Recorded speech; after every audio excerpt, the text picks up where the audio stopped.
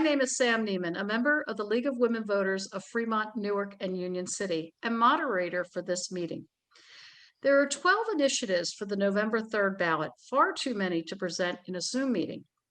Before I begin talking about the agenda, let me introduce our panelists, Mary Miller, Andrea Schachter, and Sayeda Inamdar, our president. Thank you all and all the League volunteers for making this event possible. Now we're going off script a little bit right now. There are only 8 of you out there. And if you wish to participate where you can speak and be spoken to, all you need to do is go to chat and just type, "Please make me a panelist."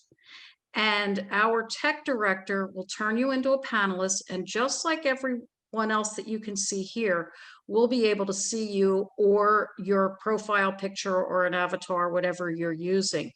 But one of the things we found out last week is that the webinar is less spontaneous and a little bit less engaging. So if you think you'd like to be a part of the conversation and not just chat what your questions are or using the question and answer feature, just to ask to be a panelist and you'll be part of the discussion. We think that would be a lot more fun. Okay? All right. Now, what we're going to do, the format of this meeting is we're going to start with a video. The videos are all on the League of Women Voters Fremont, Newark, and Union City site. Now, if you go there, you can look at these. But one of the things we thought was we quickly throw up the video, open it up for questions, have a quick question and answer session, and then go to the next, hello, Linda, then go to the next video, followed by a Q&A, the next video, followed by a Q&A. We have seen how when people try to cover all the initiatives, it's a very, it's not quite as in depth as these presentations are. So the material is a little challenging. We chose the propositions that we thought were fairly complicated so that you would have someone here who had studied it. So now I see we've got Sets, we've got Carolyn Hedgecock. It's really good to have you guys on board. Stay muted, but when you're ready to get in and jump up, put your hand up. You know, we want to make this interactive because I'll tell you, just looking at a webinar is a little boring. So we're going to get started. So let's now look at evaluating measures. And Jim, if you could launch that off, that'd be great. Okay, so when we look at evaluating ballot measures, what you want to do is look at it. Do you agree? Examine what the measure seeks to accomplish. Do you agree with the goals? Is the measure seeking changes that are consistent with your ideas about government? Do you think the proposed changes will make things better? Is the measure well written? That's really a good one. A confusing written measure can lead to legal challenges, amendments, and overturns. Additionally, when it's written in a confusing manner, sometimes you don't know what your yes and no vote means. We try to let you know in each of our presentations what that yes or no vote means. Is it good government, or will it cause more problems than it resolves? Does the measure create its own revenue source? Does it earmark, restrict, or obligate government revenues? If so, weigh that benefit of securing funding for that measure's program against the cost of reducing overall flexibility in the budget. This year is certainly a year that we can see when budgets might need a little flexibility.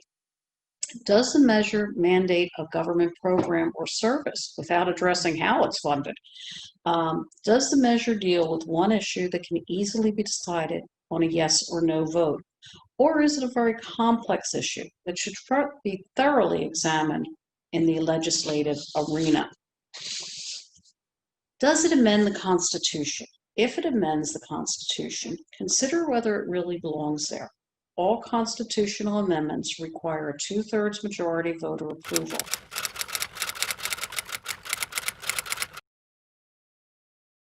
what we put into the Constitution has to come back out to the ballot to be changed. Be wary of ads, both TV and print, as they sometimes use distortion techniques, and commercials rely on image and tell nothing about the substance of the measure. And lastly, look at who the real sponsors and opponents of the measure is. Check where the money's coming from. And you can do that with Voters Edge or the FPPC and Secretary of State campaign finance websites. So let's take a look at those websites. All right. I would like to first start with the LWVC, League of Women Voters, California. And when you look at this site, I'm losing my, okay. All right, sometimes it takes a minute to come up.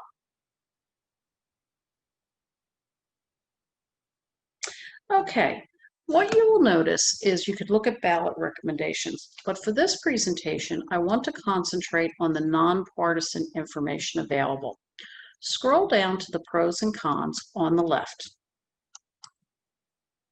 And here you are. It brings you to the pros and cons, and you can bring up all the pros and cons online by clicking on View Pros and Cons Online. And there you are.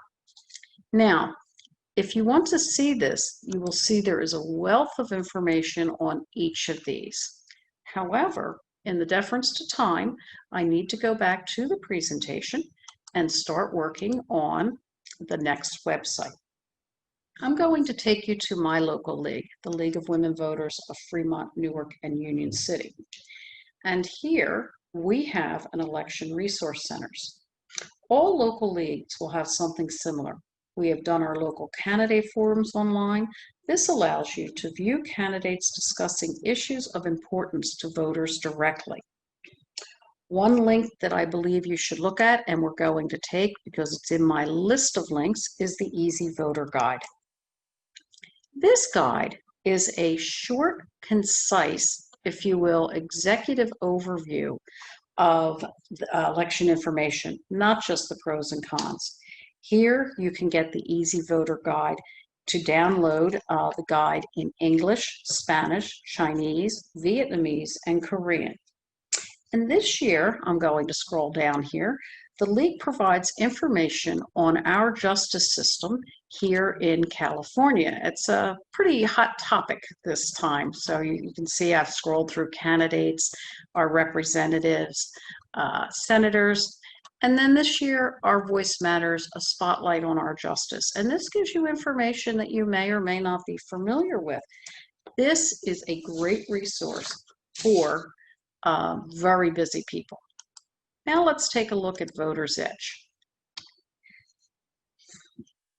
This is a great site to get your personal ballot information, and I'll show you how that's done. Okay, I ended up at the Easy Voter Guide again. Let me back out of this and go to Voters Edge. Okay, here in Voters Edge, I can type in my zip code and find my ballot. And this gives you, as I said, more in-depth information than the Easy Voter Guide. You can look at the candidates, you can look at the measures, you can look at information about your local polling site. And the thing I like about this particular one is not only does it give you much of the same information, but it allows you to track what your choices are. And this does not submit your ballot. It gives you a place to keep track, and this is good for when you have limited time over a number of days and you want to keep track of whom you're voting for and what measures you're voting for and against. Okay, now I'm not going to go into CA Votes or Ballotpedia.org. They handle much of the same organization, as does calmatters.org. However, I encourage you to take a look at them, see which one meets your needs as a way to get the information you need to vote. Let's look at the Legislative Analyst Office and Secretary of State sites. These are for those of you who want to take a deeper dive into the measures. candidates and fiscal impacts of measures and spending by candidates and committees for measures.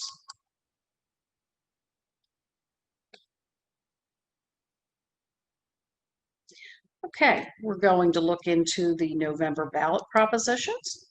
And this is a very, how do I say, very detailed information on what the Legislative Analyst Office has done with this measure. When you look at the videos on the pros and cons, much of our data comes here and from the Secretary of State site, as well as the FPPC, the Fair Political Practices Committee site, and we'll be looking at both of those. Okay, so we've looked at the Legislative Analyst site. Now let's look at the Secretary of State site. This gives you information on the elections and also on campaigning and lobbying. And what we go to find this activity is we go to the Cal Access resources. It used to be on the front page. They just did a major website review, and now you have to go to more resources. And when you go to more resources, you can look at total ballot measures, total contributions.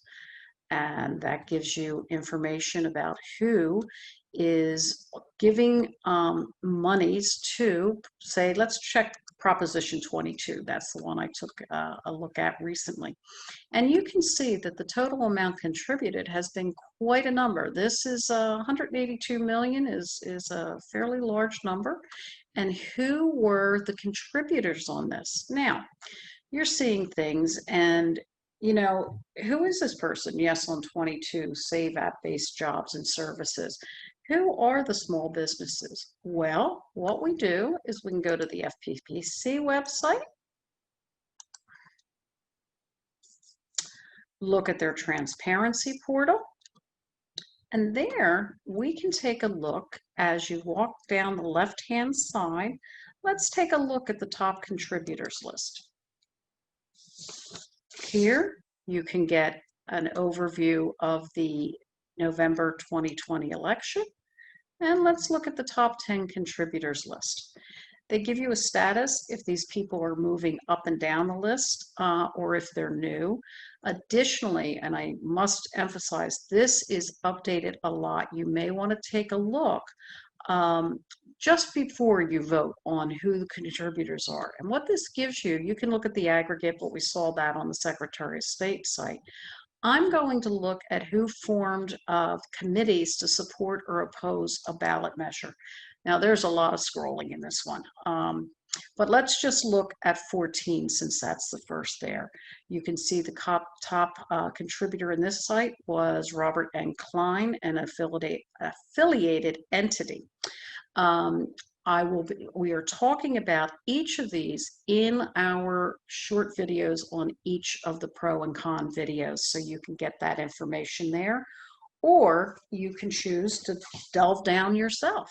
What you might notice, Carolyn and Linda and whomever else is out there, we're a lot more relaxed tonight. Though I must say that last video was so boring. I did it so many times, I think it made me crazy. But Sayeda reminded me of something last night when we showed it to another group. And what it is when you go to find your ballot, put your address in. Because like in Fremont and other areas, the zip code might go over a couple different districts. So you want to make sure you put your address in so you get your exact ballot, not just a generic one for the zip code. And now let's open it up for questions. I just had one other comment, Sam. Go for it. So if you were short on time, personally, I recommend votersedge.org because that includes a lot of the financial contribution information. If you have more time, then it would be really helpful, I think, to go to the other ones. I agree. And on this one, when I did this video, I hadn't had the benefit of having people asking me questions. What I did when I did it is I started with the quick and dirty one, easy voter. That's, you don't have time, you want to just get a quick overview, go there, and that should be enough. Right. You want to get the best though, Syed is right. Voter's Edge, and that has so many things. Like one of the things that I did that was a mistake is I didn't look at the local initiatives when I started this project with Mary Miller and Andrea Schachter and a couple of people who are not here. So there was a team of 4 of us that did this, and I forgot to look at local initiatives. But guess what? They were on Voter's Edge. So Voter's Edge is the best. I like looking at the Secretary of State. I like looking at the FPPC is one of my favorites, but Yep. some of that, if not all of it, is captured in Voter's Edge. I just like to double check. And I don't know, Sayeda, you probably know this. How often is Voter's Edge updated? Well, that's a good question. And for that reason, I know it eventually does get updated. But for that reason, it's good to go to like the FPPC website first, especially if you're really trying to do a deep dive on a proposition. Yeah. Or I actually go to the Secretary of State website as well if I want to read ballot measure and get additional information. And I love the legislative analyst website. Me too. Now that just says we're nerds.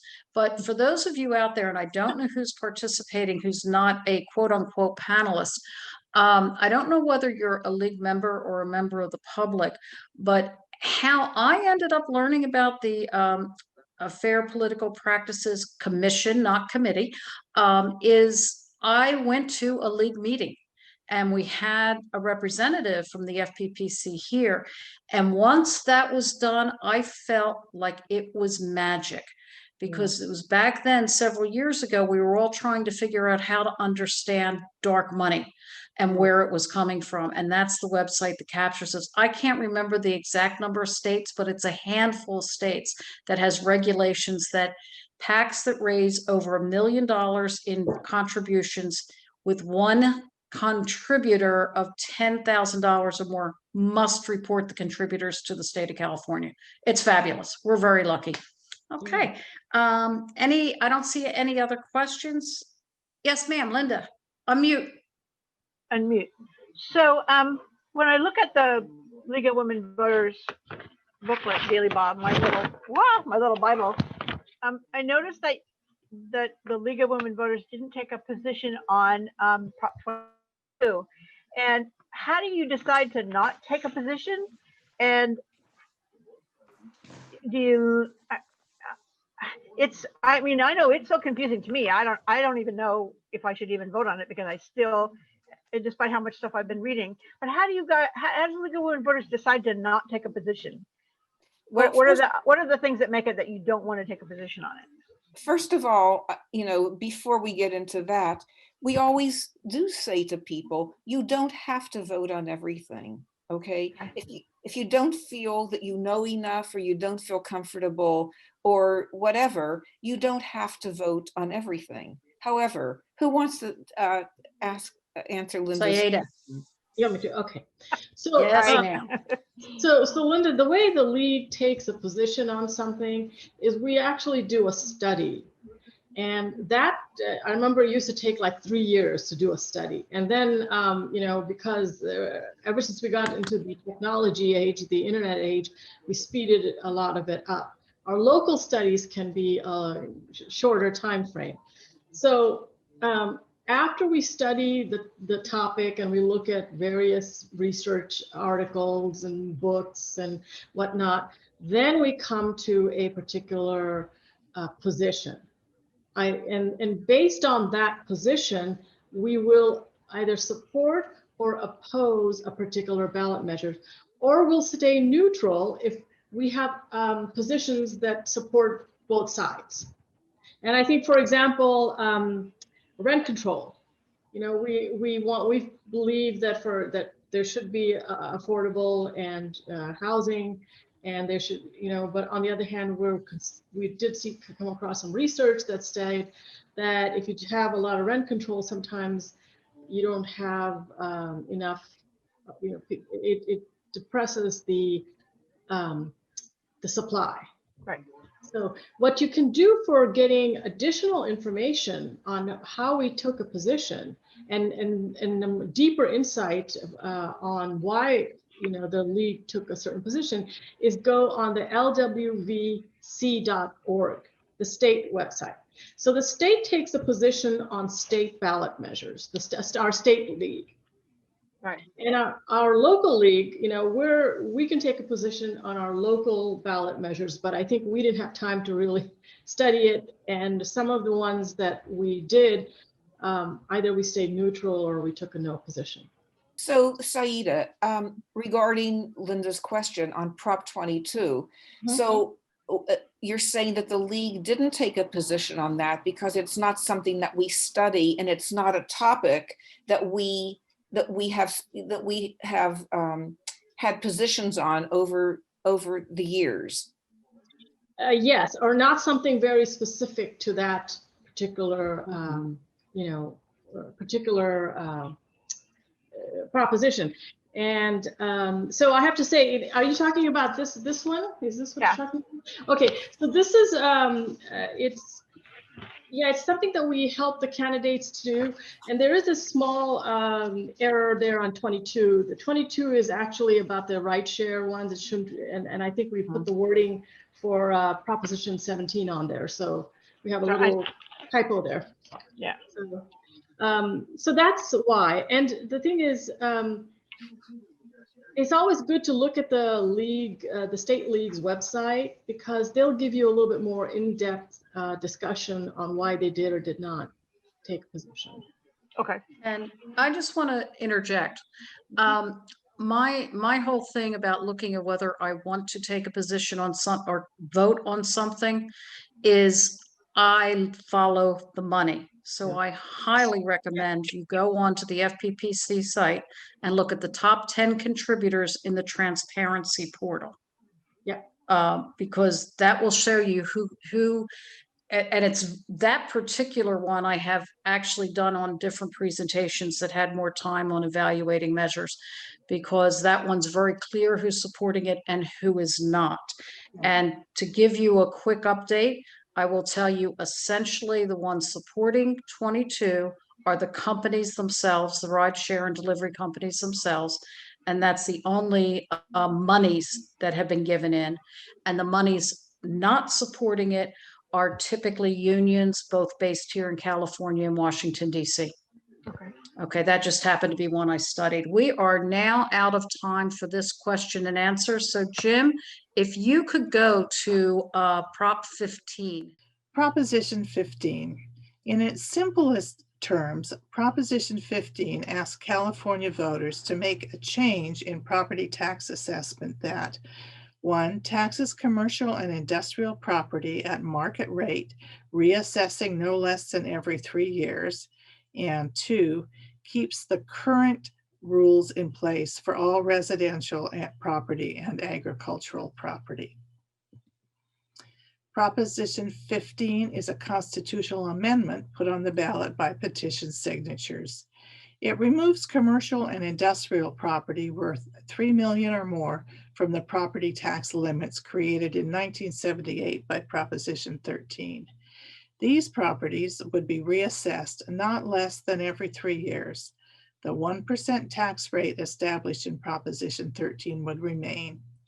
Owners of multiple properties would have the values aggregated in order to determine the $3 million limit. Additionally, that $3 million level would be adjusted for inflation every year. The measure also specifically states that it is not to be interpreted in any way as applying to residential property, either owned or rented. Mixed-use properties will only have the portion that is used for commercial purposes reassessed, and home-based businesses as well as home offices continue to be defined as residential. The measure also gives the legislature the ability, but not the requirement, the ability to define mixed-use properties that are 75% residential to continue to be taxed as residential. Proposition 13 has been amended several times over its life. This amendment modifies the Constitution to create a split roll tax methodology. Our property tax rules were put into the Constitution by Proposition 13. Therefore, this change must come to the voters as another constitutional amendment and must pass with a 2/3 majority vote.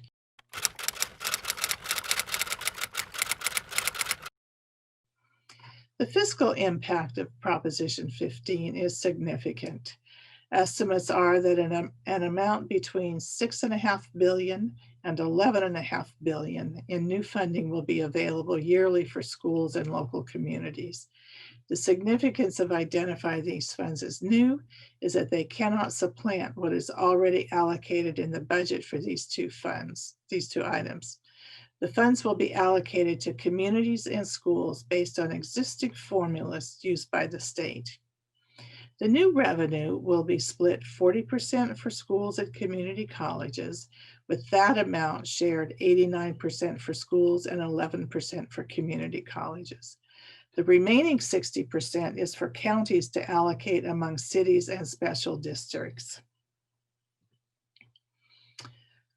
In 1978, Proposition 13 was passed by the voters to limit the increases in property taxes.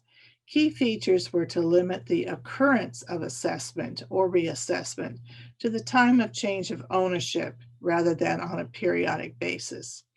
It established 1% of the purchase price as the initial assessment of the property value and limited tax increases to 2% a year. Any other increase to property tax must be put before the voters, either statewide, such as Proposition 15, or in local communities. One result of this law is that commercial and industrial properties are also only assessed upon change of ownership. Since they do not change ownership with the frequency that residential property does, they can go for years and sometimes decades on old assessments. Supporters argue that this underassessment of commercial and industrial properties is a growing problem and that wealthy commercial property owners are not paying their fair share of local costs in the communities where they are located. It's important to remember that residential and agricultural properties are not included in this measure. Additionally, Proposition 15 puts in place exemptions from current tangible business taxes, and also that small businesses would not be impacted until fiscal year 2025-26. This measure requires that funds generated from Proposition 15 be identified as new revenue that does not replace existing funding for schools and communities, and that is not to be appropriated or transferred for any other use, including is not to be loaned to the general fund. Sources of funding education in 2018-19 were 58% from the state general fund, 22% property taxes, 10% other local sources, 9% federal programs, and 1% from the California lottery. The organizations here are signers of the official ballot measure and include the League of Women Voters of California. Other supporters include SEIU, which is the Service Employees International Union, California Federation of Teachers, and elected officials including Senator Kamala Harris, California State Insurance Commissioner Richard Lara, California Secretary of State Alex Padilla, and Congresspersons Barbara Lee, Karen Bass, and Ro Khanna. There is detailed information on the Yes 15 website. Opponents of Proposition 15 say that the property tax rules enacted through Proposition 13 in 1978 were done so to protect taxpayers from tax assessors' subjective valuation. They also raise concerns that this measure is the first step in repealing Proposition 13 altogether. They argue that businesses will pass on tax increases to consumers as part of their cost of doing business. Even though agricultural land is not included, the businesses that are in the food supply chain are not exempt, which will ultimately increase costs at the grocery store. And small businesses will be hurt. A typical method of renting commercial space is what is known as triple net. This means that payment is based on a price per square foot, plus taxes and insurance, plus common maintenance expenses. Therefore, small businesses will not be protected from paying increased property taxes in the long run. Opponents argue that Proposition 15 will eliminate incentives to build solar energy systems needed to advance California's goals of 100% renewable energy in 2045, create tens of millions of dollars in new administrative costs for local governments, encourages localities to prioritize higher tax commercial and industrial development over affordable housing. California is not business friendly already, with our business tax being third highest in the nation, and that this measure uses property tax to expand the size of government. Some of the organizations opposing Proposition 15 are listed here. They're primarily business focused: the California Small Business Association, California Taxpayers Association, the Business Roundtable, the State Conference of NAACP, the California Farm Bureau, the Howard Jarvis Taxpayers Association, and the California Restaurant Association. They have more detailed information on their websites, no on proposition15.org and caltax.org.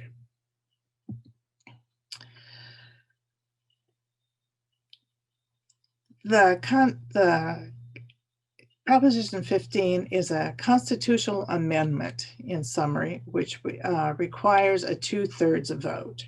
Supporters advocate for the much needed funding for schools and local communities, projected to be as much as $11 billion a year.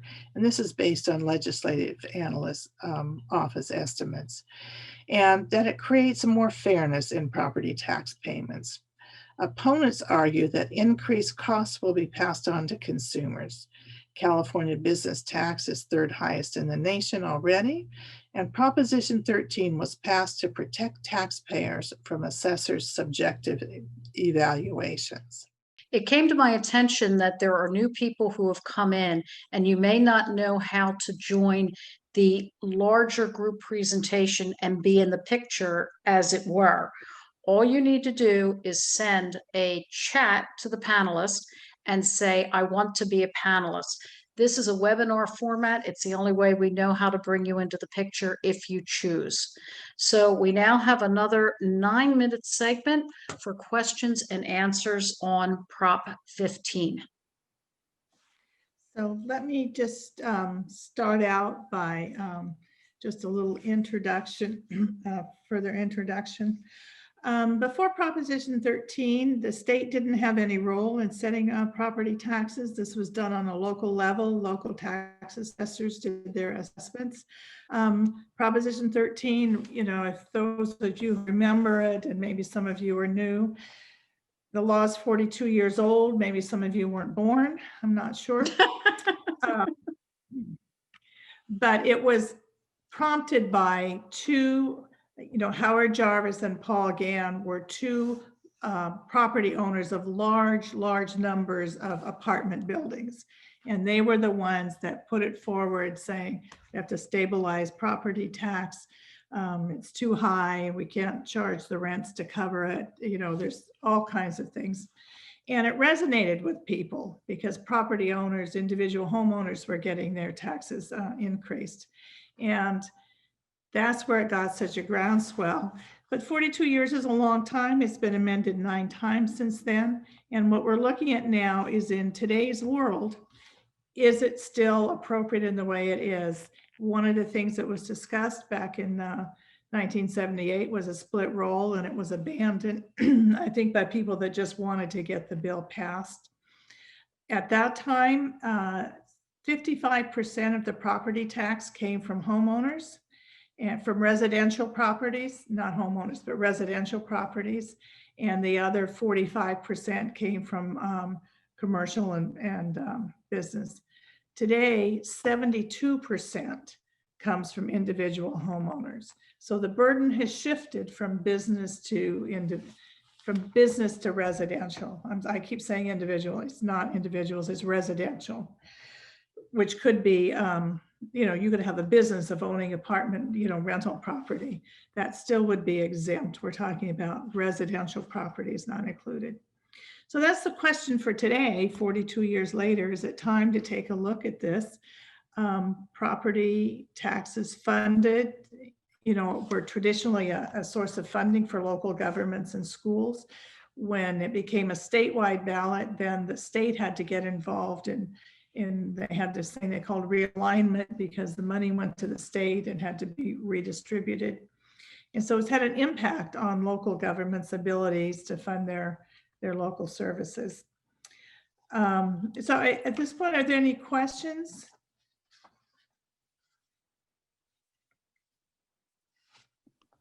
Was the league I believe the league was a sponsor of this.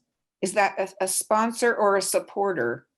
The league is one of the signers, one of the sponsors of this, not in 1978, but of this amendment. And the feeling is it's time for a change. Businesses that don't turn over, you don't sell your factory. Often businesses will have something set up. So even if the company changes or things change in the structure of the business organization, the property owner is still, Acme Properties Limited or something. And that just stays and doesn't turn over the way residential property does. And so you can see that's where it shifted from a majority now, pretty big majority of the tax burden is on residential property. Mm-hmm.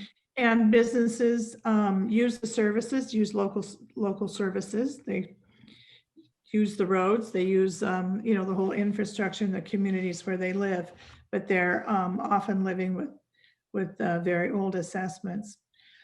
Also, the league has identified that something like 92% of the money would come from a handful of companies, that most businesses would not be impacted, and most of this $6 to $11 billion, depending on how things fall out, will come from just a handful. Actually, they've identified 8 specific large companies that would be footing most of the bill. So they have to oppose it if most of this $11 billion is coming from them. We can assume that they're paying very low levels, maybe back to 1978 levels.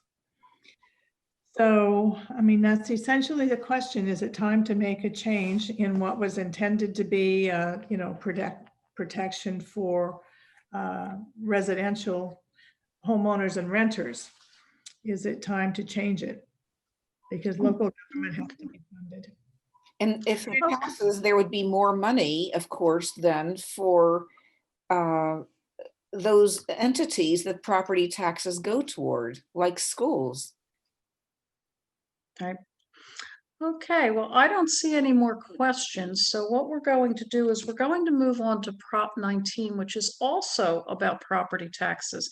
Now, I will say Sayeda graciously offered to lead the panel discussion on this one because I'm moderator, but you'll see that I'm the one who did the video. So we're going to shoot that video out now. Jim, Prop 19.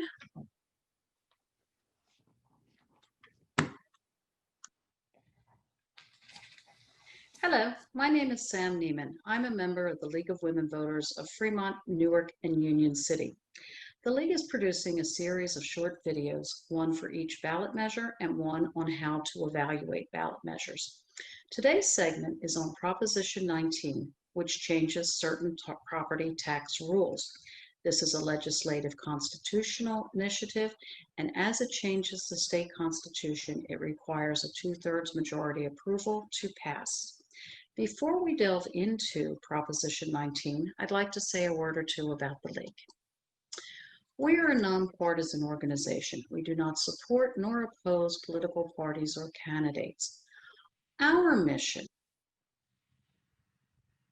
is to encourage people to be very actively participating in our government with a knowledge base. We work to increase major understanding and knowledge of major public policy issues through education.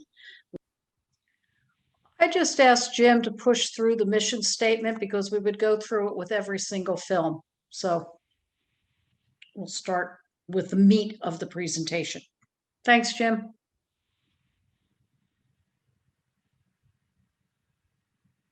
Uh-oh.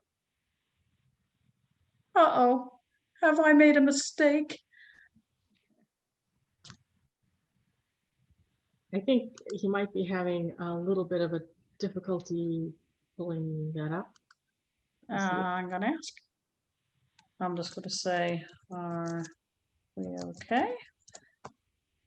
Wow, I thought we were gonna make it through this one without technical difficulties, but there you have it. This is the age of Zoom.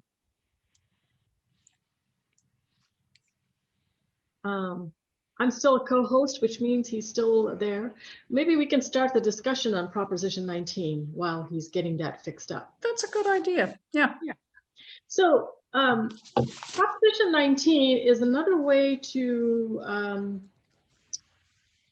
reevaluate the rules of Prop 13, I would say. Mary, wouldn't you agree? I mean, Yeah, Would you like me to do this one? Since we don't have the presentation and I did it? no, it doesn't matter. I can talk Okay. about it and kind of jump in. If you give me a second, I'm trying to get it loaded up properly. If you Okay. don't mind. Not at all. All right, so- While you're doing that, Jim, though, we're going to give them a little bit about what the question is, even though they'll hear it twice. Basically, this is another one that we want to know whether the California Constitution should be changed to modify the rules for transferring property.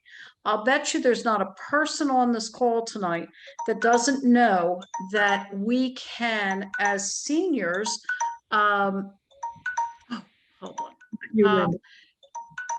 Excuse me, as seniors, that we can transfer our property value, our property tax value from one home to another when we move. Now, that's a one-time process. But when we do transfer that property tax base from one home to another, we have to buy a home in one of 10 counties that are doing that today. And we have to do that for a home of equal or lesser value. And this particular proposition wants to change that. And that's what we'll be discussing, getting into the ins and outs of how that would be changed. There are 3 categories of people who are under the legal term eligible persons. One group of eligible persons is anyone 55 and older. A second group of eligible persons is severely disabled. And a third group of eligible persons is someone who has lost their home to a natural disaster. We can all buy a home and transfer our tax base one time and within 10 counties as we're speaking today. Okay, so I'm just going to let this go right now, and I think Jim's ready to go. The question at hand is, should our Constitution be changed to modify the rules for transferring property assessed values and use resulting new tax revenues for wildfire agencies, schools, and local government? We need a little background here. Proposition 13 passed in 1978. It set limits both on the assessed value and tax rates, rolling back assessed values to 1975 market rates. Changes in ownership cause a reassessment to current market value. What exemptions exist? This proposition has been modified a couple of times. Back in 1986, Prop 58 passed, protected certain property transfers from reassessment, and that was on the transfer of property from parents to children.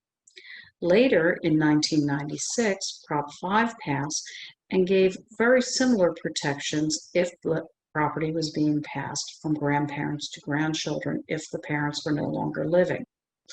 These transfers had to occur within 2 years. Now, since Prop 13 passed in 1978, people 55 years and older, severely disabled, or displaced by a natural disaster known as eligible persons are allowed a once-in-a-lifetime benefit of buying a new home of equal or lesser value and to transfer their tax base only between or among certain counties. I believe there are 10 counties today. Some of them include Alameda, Santa Clara, San Mateo, LA, Riverside. So there is a limited number of counties where people 55 and older, severely disabled, or displaced by a natural disaster can once in their lifetime move and maintain their current tax base. So let's see what else will happen. If Prop 19 passes, there will be expanded special rules for eligible homeowners. And the homeowners, starting on April 21st, eligible homeowners will be able to transfer their property tax values to a new home anywhere in the state, as opposed to the limited number of counties that we have today. They will be able to purchase a more expensive home as opposed to one of equal or lesser value. And they will be able to do this 3 times, with the exception of a person who is being displaced by a natural disaster. That will continue to be a one-time benefit. Prop 19 also changes the special rules for properties, for inherited properties. It ends special rules for properties not used as an owner-occupied home or farm. So there will be a reassessment of inherited property unless it is owner-occupied. And after 2/16/2023, owner-occupied properties with a market value of more than $1 million greater than its taxable value would be reassessed at market value at time of the transfer. Okay, so let's look at that. That's if you're an owner-occupied home or farm, you do not get reassessed unless you are a high-value property and your property is worth more than $1 million of its value. Taxed value. And lastly, it will use the additional taxes for wildfire agencies. And those wildfire agencies will be the primary beneficiary, getting 75% for fire suppression and the rest to go to schools and local governments. What are the fiscal effects? It is expected there will be increased revenues for school and local governments based on the taxing of inherited properties. There will be increased revenues for fire suppression. We'd love to suspend fires, wouldn't we? No, for increased revenues for fire suppression. And then we do expect the state costs to go up yearly in the tens of millions of dollars per year. Let's look at who's supporting this. The supporters are saying this is going to help our seniors, our disabled, and those displaced.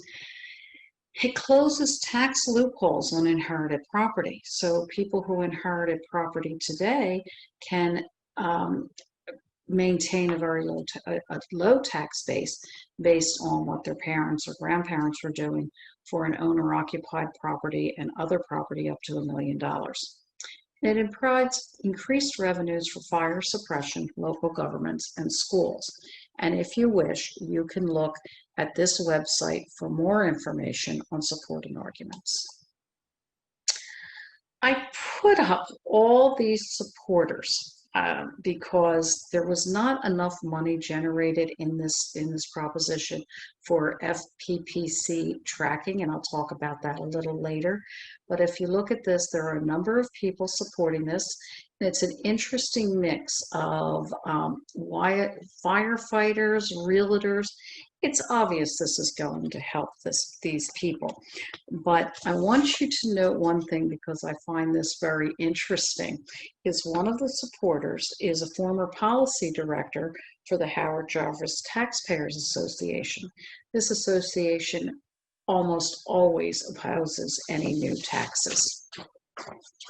Let's look at the opponents now.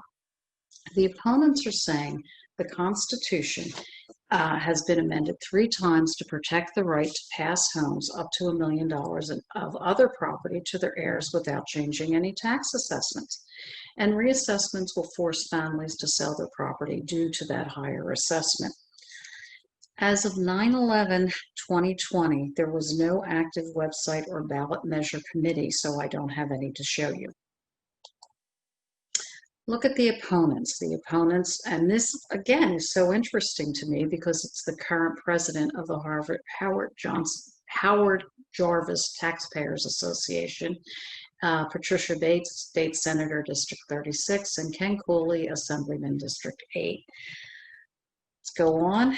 And last, what I like to do is see where the money is coming from in support of these propositions. As you can see, the most money coming into the fund for support is coming from realtors. And of course, they believe they will benefit from this because people will be moving more frequently with less tax implications. No opposition committee has raised enough money to be tracked by the FPPC. One committee did raise over $45,000. The FPPC is the Fair Political Practices Commission, and we are very lucky to have that here in the state of California, because any committee or PAC that raises over $1 million and has at least one contributor of $10,000 or more must report who those contributors are to the state of California, and that is available to us, the voters. Syed is going to lead us on the discussion of Prop 19. And I'm going to mute again. Okay, well, as I was saying, Prop 19 again addresses rules previously set down related to Prop 13 and maintaining a particular tax base. What it does is it gives some benefit by allowing seniors to move to a higher level property anywhere in the state, whereas now there's only certain counties that have that reciprocal arrangement. But in return for that, what happens is, you cannot then pass on all of your other properties up to $1 million, basically with the same tax base. And if your house, you transfer it to your offspring, or actually grandparents also to their grandchildren if the parents have passed away, the children themselves have to use it as their primary residence. So basically, it has gotten rid of the additional 1 million exemption for example, say like rental properties or commercial properties that you might have. So this is, another way to, I guess, for the state to deal with the reality that everything has gone up and our schools and communities need more money. What I found interesting was that in certain circumstances, because of the realignment formula, it might actually cost the schools, the state a little bit less, because the counties would be, pulling in more property taxes for their share of the funding for schools. So it's different from 15. 15 actually sets up a separate fund that, where it's additional money to the schools. 19 seems to be following along the same formula. Something to note in this one is, there are now only 10 counties that have reciprocity for taking your tax base. And so that means 48 counties do not, and they've made the decision not to. So I don't know if they had a lot of people coming to them bringing lower tax bases and they decided that they couldn't afford it any longer. But it's something that even when I looked this up, I don't know, a while ago, there were 12. Oh, I was looking for them, and a couple of years ago, there were 12. And before that, it was sort of general. So counties, so this is one thing that counties have opted to opt out of as a means of not having somebody bring their 1980 tax base to go live in a condo near their children, even though that's you know, the logical thing for their life.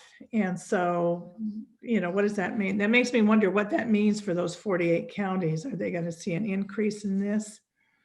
And Well, or if so a donor county, then the property that's sold gets reassessed and you get more money. But Yeah. if you're, you know, if you're Sayeda, Central Yeah. Valley to a city, yeah, go Yeah. ahead.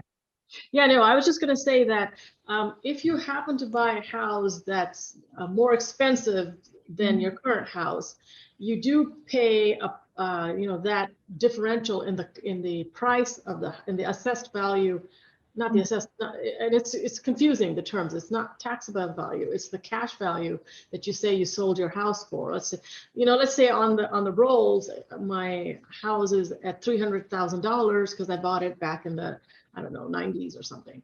And now it's worth $1 million. And if I sell that $1 million home and I buy a $1.5 million house to live next to near my offspring, then my understanding is that the new tax base would be my old 300,000 plus the difference to 500,000. So it'd be 800,000. So, but that's my understanding as well. And Carolyn, do you have a different understanding? Because I'd like to bring you into the good discussion. I don't have a different understanding. I just think it's interesting that there's a Jarvis Taxpayer Association person on each side of this argument. Me One is a too. former, Former. One's a Right. former, maybe, but still he wants. It's still interesting. He's still being identified with the Jarvis taxpayers people. yeah, I'd like to bring in something that the Legislative Analyst Office talked about. They believe that there will be more monies generated for the counties because today they estimate that 60 to 80,000 housing units are maintaining their lower tax base because they're being inherited by either children or grandchildren. And that what they're looking at is a percentage of these are properties inherited that the people aren't living in and are using as rental units. And those rental units could be getting market rate rents for them at a very low tax base. So the thought process is the counties will actually make more money, not less. And I'm hoping that that kind of addresses what you're talking about, Mary Miller, because it's sort of like, okay, we're going to give to seniors, disabled, and natural disaster victims, which, by the way, again, natural disaster victims get to take advantage of this once. And then you're taking away from people who are inheritors of either their parents, or if the parents deceased, their grandparents. But there can be rental properties as well as primary residences that are maintaining very low tax bases for decades. yeah. And that's what this is. So the supporters will say they're getting rid of the inheritance loophole.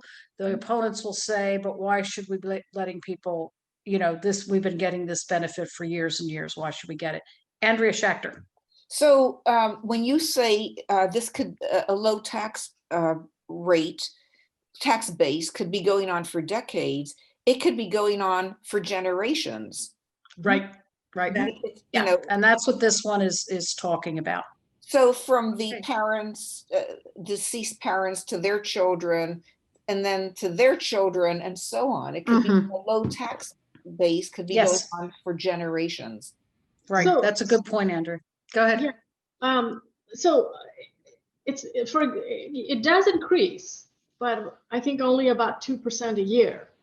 So the problem has been that, you know, some years the cost of housing has gone up a lot more. I mean, Bay Area is a prime example than that 2% increase. Right. That's why a house with a taxable base of like 300,000 or less, I've seen even less, is, you know, actually you can sell it and get $1 million. Right. On my street alone, there are people who have lived here for 35 years. I'm in my house for 22 years. My next door neighbor is only here about 10 years. So you can imagine the disparity in taxes. Oh, yeah. Yeah. And what if, I had my son, he's not, yeah, well, actually he would count. I have a stepson, so he would count under this law. I could give it to my stepson and he could move from Florida and pick up my favorable tax rate and live here. So that's what we're talking about. We are well out of time on this one. This generated some more. So what we're going to do now, and we're going for, by the way, I don't think I thanked all you guys enough and thanked all of the league volunteers who have done everything throughout this, including Jim, who's our technical director. I want to go on now to Prop 21, which is another hot topic, rent control. During the 1970s and 80s, with rental cost increasing, 13 cities adopted rent control ordinances. These varied from city to city. In 1996, the Costa-Hawkins Rental Housing Act became law. The question now is, do we want to change the current state rent control laws? A yes vote means we will change those and the rules will change. A no vote means the rules will stay the same. Currently, about 20% of Californians live in cities with rent control rules. And this is important for our landlords. Court rulings have ruled that rent control laws must allow landlords to receive a fair rate of return. Here I have a side-by-side comparison of what the current situation is and what would happen if Prop 21 passes. So right now, Costa-Hawkins has three main limits on rent control. A single-family home cannot go under rent control. There are no rent controls on properties built after February 1st, 1995, and there is no limit on rent increases when a new tenant moves in. A newer state law limits rent increases. That law is in effect until 2030. Now, if Prop 21 passes, the new rules amend contra Costa-Hawkins. Cities and counties could pass new rules for properties more than 15 years old. They can limit the rent increases to 15% or more, and it applies to landlords with housing units of greater than 2 housing units. And what that means is it applies to landlords with single-family homes. And as before, it requires landlords to receive a fair rate of return.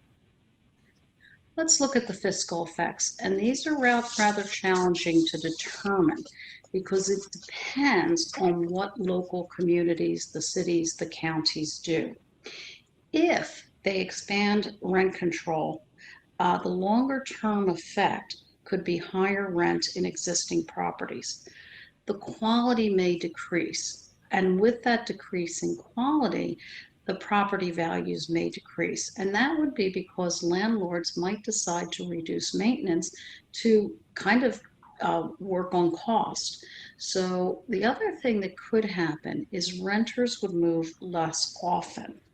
And these are the economic effects that we think could happen, and it really depends on whether cities and counties impose stricter rent control rules. Okay. What is it in terms of revenue and cost for the cities and the state? The measure is likely to reduce state and local revenues over time, property tax being the largest effects. If communities that already have rent control expand to include more property, revenue losses could be in the high tens of millions of dollars per year. This could increase, and it could also increase local government cost if the rent control is expanded. These costs would be from very little to tens of millions of dollars per year, depending on whether the cities and counties expand, because they would have to pay more for their rent control boards. Supporting arguments. As rents rise, people are forced from their communities.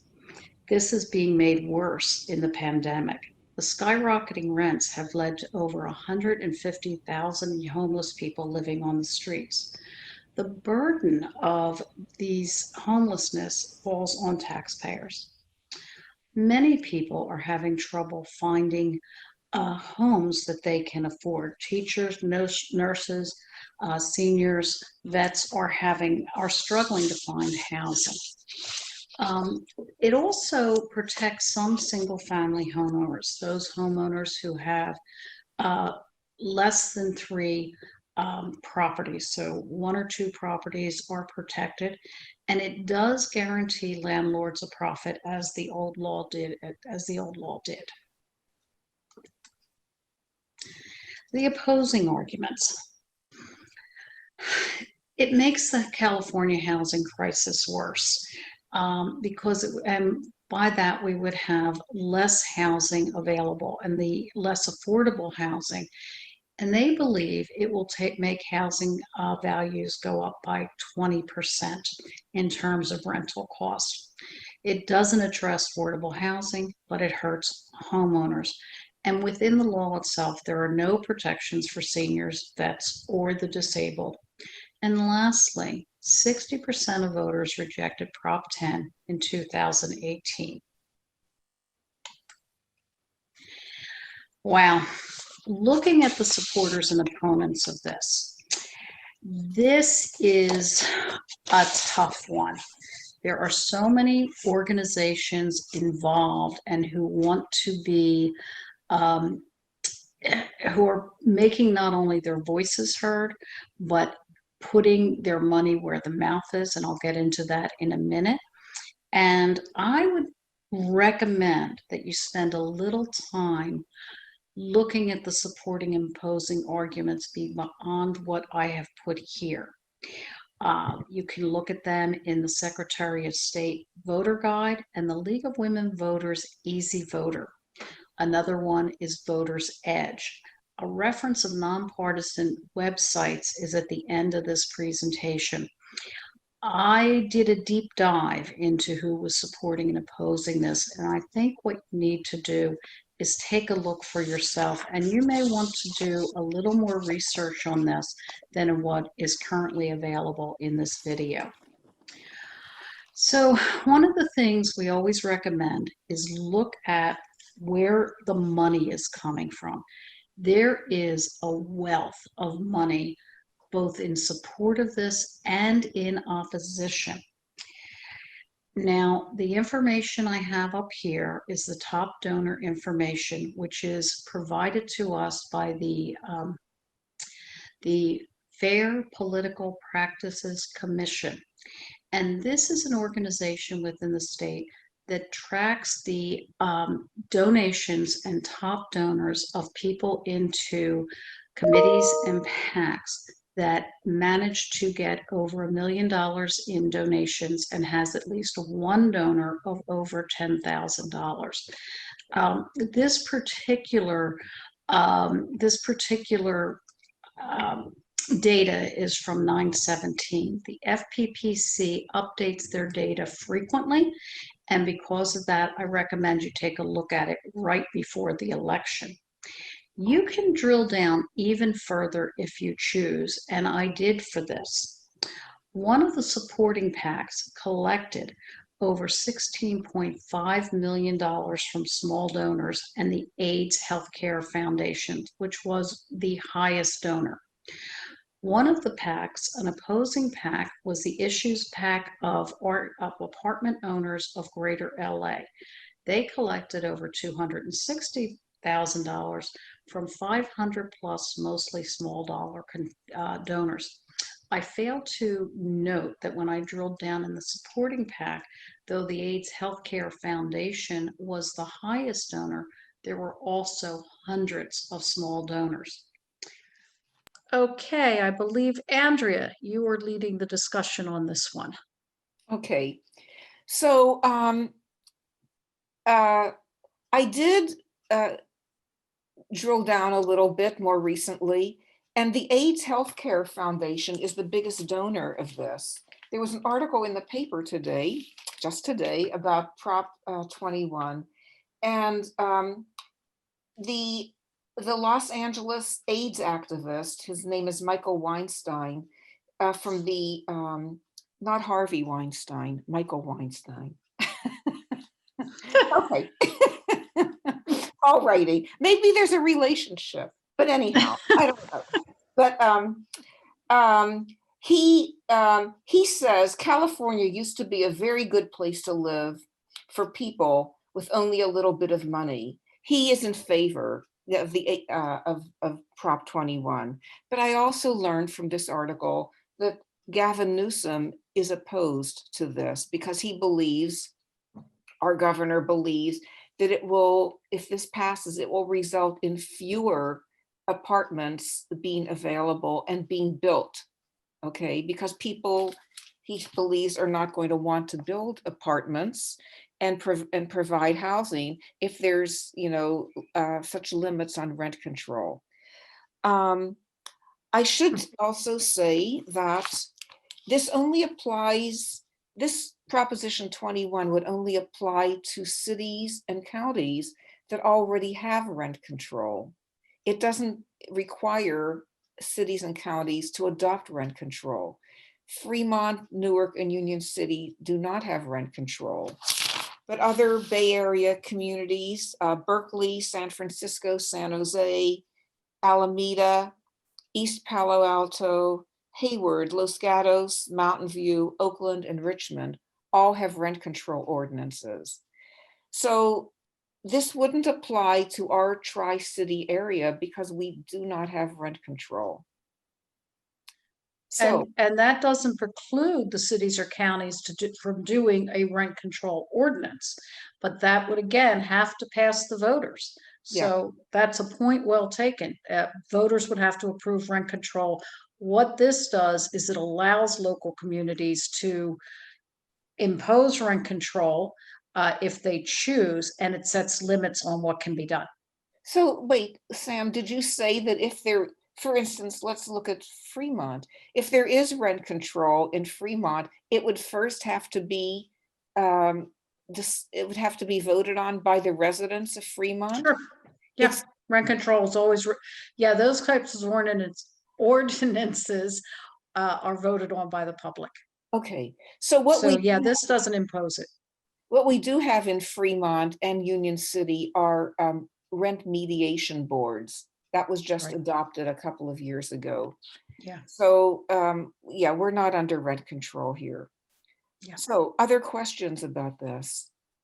This is a way to kind of go around Costa-Hawkins, because they try, you know, the vote in previous years, you know, the ballot measure was there to try and get rid of Costa-Hawkins, right? This Yeah, that is correct. expands Costa-Hawkins. Yeah, now it actually does. Yeah, no, I mean, or it limits, well, however you want to look at it. Basically, it goes around some of those limitations of Costa-Hawkins by extending. Yeah. Yeah. And some other supporters of Prop 21 are Bernie Sanders, Barbara Lee, an organization called Consumer Watchdog, Dolores Huerta, Maxine Waters, and David Chu, who's in the Assembly, California Assembly. So, other questions? Yes, Linda. So it's not really a question, it's just an observation that I've made about this particular measure and some others that I've looked at over the years. If you took all the people who contributed towards supporting it, which is 15.5 million, and the almost 23 million who supported against it, that's $38.5 million. Can you imagine how much rent assistance that would be if people just give that money instead of trying to be against or for somebody, if they just raise that money to help people in the few counties that you even have rent control? It just amazes me. Well, that's a really good observation. Sometimes I see things like that and I wonder too. For instance, there was a woman during the pandemic who took out full page ads, you know, saying that we need to get back in the newspaper. We need to get back to work and open things up. And this went on for days. Oh my And gosh. it's like, why don't you like give that money to needy people? Right, yeah. Oh, So I Mhm. thought about stuff like that too. But And I, that's not the issue right here. yeah, and one of the problems really is that, you know, there's market rate housing, but there's not enough affordable housing. And to have affordable housing, you really need a government subsidy, I think. Right. Because the cost of land itself has gone up, certainly in the Bay Area, I'm talking locally here. And then also the cost of construction has gone up. Mhm. That's one of the um, down sort of the negative aspects of a boom is that costs go up. I mean, construction costs have really gone up a lot. So therefore, for a developer to say, I'm going to build an apartment, they're going to want a return on it, right? Right. But if they get a subsidy, then they'll get their return and Right. people will have affordable housing. yeah, we hear that a lot when people are talking about why is the why don't we force the developers to build affordable housing and help to build schools? Well, but if a developer isn't going to make any money off of his business, why is he going to build things here? You have to give them some Right. other incentive. Exactly. Exactly. Well, the state passed a rent control that Gavin Newsom supported and signed. And I think that's why he's against this. Is a couple of years ago, they did something they thought was about as broad and as much as they would get public support for. And so his argument is this undermines the strongest statewide rent control. Yes. So Yes. that's the point of his opposition to it. Yes. It's not that he's against rent control, you know. It's against this bill. Yeah. This bill. And, you know, there's something interesting here. I want to go back to evaluating measures. I was having a discussion with my neighbors about this because they had seen this Sunday. And one of the things that we strongly suggest is if it's really complicated, maybe this does need to be with the legislature and not with us. And so this is not the league. Well, I'm not even going to say it because I can't say that I'm representing the league right now. So, but you know, give that really strong consideration. Or we're not lawyers. We're not lawyers. We're not tax experts. Is this really what we should be voting on? But this is the And I can say that as a league member. This is the situation in California. Not every state allows initiatives like this. Right. And in Yes. California, if there are enough signatures, then something appears on the ballot. Not every state Right. allows this. There's two in Arizona this election season. When I first moved here 31, almost 32 years ago, I was speaking to friends back in Philadelphia. I said, this is democracy gone wild. You know, we as voters have so much power. And you know, when I said if it's poorly written, it could be amended or have lawsuits against it. All of the three we're talking about tonight are in that situation. And so it's really something to think about as voters. Are we doing the right thing? And I don't know the answer to that. We all have to grapple with that. So putting something in the Constitution as opposed to mhm. legislation that could be, handled on the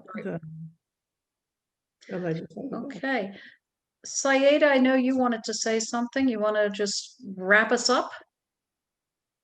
Well, thank you for attending, Linda. We're probably going to draft you for our voter service. And everyone, thank you for all the effort you put in, for all the people who created these videos. Don't forget to vote. Thank you for attending. Linda? Yeah. Linda, are you a member? Yes. Yes. Oh, good. Because we're going to be doing a kind of a post-mortem on this stuff. And I personally would really value your input on what we could have done better. This was so much more difficult this time around than I ever anticipated. You know, this is the first meeting, and thank you, Jim. This is the first meeting that went pretty well without too much disruption. And, you know, we're just trying to figure out next election, we're probably not going to be in the same situation, but is this a way we could get better outreach? Like the candidate forums had so many people in them that saw them on Facebook Live and things like that. So we would really appreciate your input. Sure. Yours too, Carolyn, but we We'll know we'll invite get you. yours. No, I think one of the things is that many people have already decided and they voted. I think as soon as they got their ballot. I'm thinking, I don't know, and you know, ballot measures are something that I've often come across people who just say, "Well, just tell me how to vote." You know, Yep. I just tell me how to vote. Yeah.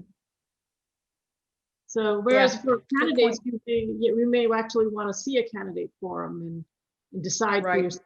Right. Well, I think this is just a little bit of voter fatigue right now, and people are, you know, a lot of people have been listening to or watching the broadcast on the Supreme Court thing all day, and they're just sort of exhausted. It's just about a little bit of timing. And I know a couple friends of mine were planning to do this, and one of them texted me for it and said, "I've just got to go to bed. She's just mentally done." So Drained. Yeah. yeah, And I think there's Zoom fatigue. yeah. But I just think you just have to keep doing it. You just have to keep doing it, and every time you'll get a few more people, and it was helpful for me. I really appreciate it. So Well, it's nice to meet you. Well, I know that. All right. I just want to say that I know people have access to the videos because they've come back and told me on their own time. So that's why we put the videos that you see examples of, and that you can watch, you know, at your leisure. Right. Anytime. Yeah. So guys, let's make this a wrap. Again, special thanks to Jim. This was great. And thanks to all of you guys who hung in. It was great. Thank you so much. Thank you, Good night. Sam. Bye. bye. Thank you. Namaste. Bye.